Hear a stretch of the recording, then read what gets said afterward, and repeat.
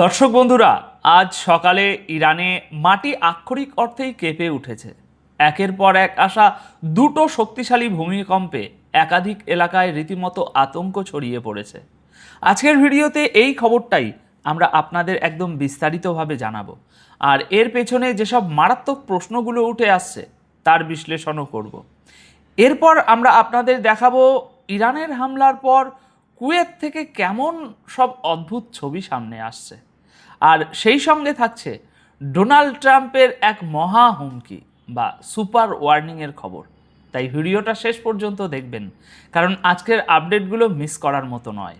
দর্শক, আজ 20শে জুলাই সকালে ইরানের কেরমানশাহ প্রদেশের কুজরান এলাকায় দুটি শক্তিশালী ভূমিকম্প অনুভূত হয়েছে। ইরানি মিডিয়া বলছে প্রথম ভূমিকম্পটি আঘাত হানে সকাল 7:13 রিক্টার স্কেলে, যার মাত্রা ছিল 5.2, আর ঠিক 5 মিনিট পরেই আঘাত হানে দ্বিতীয় এবং আরও শক্তিশালী একটি ভূমিকম্প, যার মাত্রা ছিল 5.7। তবে আশ্চর্যের বিষয় হলো, বলা হচ্ছে এই ভূমিকম্পগুলো একটু অদ্ভুত ধরনের ছিল। এগুলোর মাত্রা খুব একটা বেশি না হলেও মাটির নিচ থেকে যে আওয়াজ আসছিল সেটা ছিল কান ফাটানো। অর্থাৎ মাটির নিচে এমন কিছু নড়াচড়া হয়েছে যা একেবারেই স্বাভাবিক নয়। এর পিছনে কী রহস্য লুকিয়ে আছে সেটা আমি পরের খবরে আপনাদের বলছি। তবে তার আগে জানিয়ে রাখি, ইরানের দুর্যোগ ব্যবস্থাপনা দপ্তরের খবর অনুযায়ী ভূমিকম্পের পরপরই ক্ষতিগ্রস্ত এলাকাগুলোতে রেস্কিউ টিম পাঠানো হয়েছে। রিপোর্ট বলছে অন্তত 3 জন ইরানি নাগরিক আহত হয়েছেন। আতঙ্কে বহু মানুষ নিজেদের ঘরবাড়ি ছেড়ে রাস্তায় বেরিয়ে এসেছিলেন। আপাতত বড় কোনো প্রাণহানির খবর নেই, তবে কী পরিমাণ ক্ষয়ক্ষতি হয়েছে তার হিসাব নিকাশ আপাতত চলছে। এবার মাটির নিচের আসল খবরটা শুনুন। ইরানে 24 ঘন্টার মধ্যে এই যে পরপর ভূমিকম্প হলো, এটা একটা নূতন বিতর্কের জন্ম দিয়েছে। বিভিন্ন আন্তর্জাতিক সংবাদ মাধ্যম প্রশ্ন তুলছে, আয়াতুল্লাহ খামেনি কি মাটির নিচে গোপনে এমন কোনো পরীক্ষা চালাচ্ছেন যা সারা দুনিয়ার কাছ থেকে লুকিয়ে রাখা হচ্ছে? আজ 20শে জুলাই হিন্দুস্তান টাইমস তাদের রিপোর্টে ঠিক এই প্রশ্নটাকেই হেডলাইন করেছে। এরপর থেকে সোশ্যাল মিডিয়াতেও জল্পনা তুঙ্গে। রিপোর্টে বলা হয়েছে, এই যে 24 ঘন্টার মধ্যে ইরানে এমন অদ্ভুত ভূমিকম্প হলো, এর টাইমিংটা সবার নজর কেড়েছে। কারণ এমন এক সময়ে এটা ঘটল যখন ইরান, আমেরিকা আর ইসরায়েলের মধ্যে উত্তেজনা একদম চরম সীমায় পৌঁছেছে। রোজই দুপক্ষ থেকে একে অপরের উপর হামলা চলছে। আর ঠিক এই কারণেই মানুষ প্রশ্ন তুলছে, মাটির নিচে কি এমন কোনো গোপন পরীক্ষা চলছে যা এখনও দুনিয়ার সামনে স্বীকার করা হয়নি? অর্থাৎ এমন কিছুর কি টেস্ট হচ্ছে যা আমেরিকা ও ইসরায়েল সবচেয়ে বেশি ভয় পায়? যদিও হিন্দুস্তান টাইমস তাদের রিপোর্টে পরিষ্কার লিখেছে যে এখনও পর্যন্ত এমন কোনো পোক্ত প্রমাণ পাওয়া যায়নি যা থেকে বলা যায় যে এই ভূমিকম্পের সঙ্গে কোনো মিলিটারি অপারেশন বা অস্ত্র পরীক্ষার সম্পর্ক আছে। মিডিয়াগুলো সরাসরি পরমাণু বোমার কথা বলতে একটু সাবধানে পা ফেলছে। তবে এটুকু নিশ্চিত যে ইরানের মাটি একটুখানি কাঁপলেই সারা বিশ্বে এই নিউক্লিয়ার টেস্টের জল্পনা শুরু হয়ে যায়। আমরা কিন্তু বলছি না যে সত্যিই অ্যাটম বোমার টেস্ট হয়েছে, কিন্তু সারা বিশ্বের মিডিয়ায় এই আলোচনাটা এখন হট টপিক। চলুন এবার পরবর্তী খবরে যাই। ইরানের হামলার পর এবার কুয়েতের অবস্থাটা একটু দেখুন। বিদ্যুৎ উৎপাদনকারী বেশ কয়েকটি পাওয়ার প্ল্যান্ট ক্ষতিগ্রস্ত হওয়ার পর কুয়েতে এখন রীতিমতো এমার্জেন্সি ব্যবস্থা চালু করতে হয়েছে। আজ 20শে জুলাই সোশ্যাল মিডিয়ায় আসা কিছু ছবি আর রিপোর্টের ভিত্তিতে দাবি করা হচ্ছে যে ইরানের হামলার জেরে পাওয়ার প্ল্যান্টগুলোর এমন অবস্থা হয়েছে যে কুয়েতকে আবাসিক এলাকাগুলোতে মোবাইল পাওয়ার জেনারেটর বসাতে হচ্ছে এখন, যাতে মানুষ অন্তত কারেন্ট পায়। দাবি করা হচ্ছে ইরানের হামলায় কুয়েতের বিদ্যুৎ ব্যবস্থা ভীষণভাবে ভেঙে পড়েছে। সোশ্যাল মিডিয়ায় শেয়ার হওয়া আজ 20শে জুলাইয়ের ছবিগুলোতে দেখা যাচ্ছে বড় বড় ট্রাকে করে বিশাল সব জেনারেটর আবাসিক এলাকাগুলোর দিকে একে একে নিয়ে যাওয়া হচ্ছে। অর্থাৎ ইরানি এক্স হ্যান্ডেলগুলোর কথা যদি বিশ্বাস করতে হয়, তবে বলতেই হবে ইরানের হামলার পর কুয়েতের বিদ্যুৎ ব্যবস্থার উপর এটা এ যাবৎকালের সবচেয়ে বড় ধাক্কা। আমাদের এই ভিডিও সারা বিশ্বের পাশাপাশি কুয়েত থেকেও প্রচুর দর্শক দেখেন।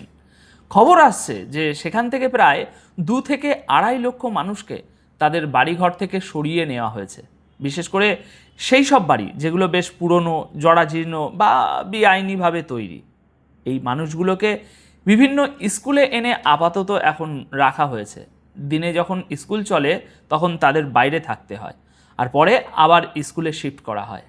আমার যেটা মনে হয়, হয়তো কর্তৃপক্ষ আশঙ্কা করছে যে মিসাইল হামলায় কোনো দুর্বল বিল্ডিং ভেঙে পড়ে গিয়ে যাতে কোনো বড়সড় প্রাণহানি না ঘটে, তার আগেভাগেই এই ব্যবস্থা নেওয়া হচ্ছে। কুয়েতে থাকা আমাদের বাঙালি ভাই বোনেরা কমেন্ট করে জানাবেন তো সেখানকার আসল পরিস্থিতিটা এখন ঠিক কী রকম। এবার শুনুন ডোনাল্ড ট্রাম্পের সেই সুপার হুমকি। নিজেদের 3 সেনার মৃত্যুর পর ডোনাল্ড ট্রাম্প ইরানের উপর এই যাবৎকালের সবচেয়ে বড় হামলার ঘোষণা করে দিয়েছেন। পরশুদিন জর্ডানে 2 সেনার মৃত্যুর খবর এসেছিল, আর আজ ইরাকে আরও 1 সেনার মৃত্যুর খবর মিলেছে। এর পরপরই আজ 20শে জুলাই আমেরিকার প্রেসিডেন্ট ডোনাল্ড ট্রাম্প বলেছেন, জর্ডান আর ইরাকে নিহত 3 সেনার বদলা নিতে আমেরিকা ইরানের উপর আবারও অত্যন্ত কঠোর হামলা চালিয়েছে, আর আগামী দিনে এই হামলা আরও ভয়াবহ হবে। ট্রাম্প বলেছেন, আমাদের বীর সেনাদের স্মরণে আমরা ইরানকে খুব কড়াভাবে জবাব দিয়েছি। তিনি আরও দাবি করেছেন, গুরুত্বপূর্ণ সমুদ্রপথ হরমুজ প্রণালী এখন পুরোপুরি আমেরিকার দখলে, সেখানে ইরানের আর কোনো নিয়ন্ত্রণই নেই। ডোনাল্ড ট্রাম্পের দাবি অনুযায়ী ইরানের সামরিক শক্তি প্রায় ধ্বংস হয়ে গেছে। তিনি বলছেন, ইরানের কাছে এখন হাতে গোনা কয়েকটা মিসাইল আর কিছু ড্রোন ছাড়া আর কোনো অস্ত্র তৈরির ক্ষমতা তাদের নেই। প্রায় তলানিতে এসে ঠেকেছে তাদের ক্ষমতা। ট্রাম্প আরও একটা মারাত্মক দাবি করেছেন। তিনি বলেছেন, আমেরিকা এখন আর শুধু ইরানের পরমাণু কর্মসূচি আটকাচ্ছে না, বরং সেটাকে একেবারে সমূলে ধ্বংস করে দিচ্ছে। অর্থাৎ ইরানের হাতে পরমাণু অস্ত্র আসার আর কোনো সুযোগই আমেরিকা ছাড়বে না। মানে কি দাঁড়াচ্ছে? ট্রাম্প কি আকারে ইঙ্গিতে বুঝিয়ে দিচ্ছেন যে এবার ইরানের নিউক্লিয়ার ঘাঁটিগুলো সরাসরি তাদের টার্গেটে রয়েছে? দর্শক বন্ধুরা, যদি সত্যি এমনটা হয় তাহলে গোটা বিশ্ব কিন্তু এক ভয়ঙ্কর ধ্বংসলীলার মুখে এসে দাঁড়াবে। গতকালই ইরানের একটা নিউক্লিয়ার পাওয়ার প্ল্যান্টে হামলার খবর আমি আপনাদের দিয়েছিলাম, মনে আছে তো? তবে ট্রাম্পের এই দাবি ইরানের কাছে আর কিচ্ছু অবশিষ্ট নেই, এটা কিন্তু একটু দুর্বল মনে হচ্ছে। কারণ ইরান সমানে নিজেদের মিসাইল আর ড্রোন দিয়ে আমেরিকান ঘাঁটিগুলোতে হামলা চালাচ্ছে, এবং আমেরিকার মিলিটারিরও যে ব্যাপক ক্ষতি হচ্ছে সেই খবরও বারবার সামনে আসছে। আর ট্রাম্পের দাবি যে কতটা ফাঁপা তার প্রমাণ দেয় আমাদের পরবর্তী এই খবরটি।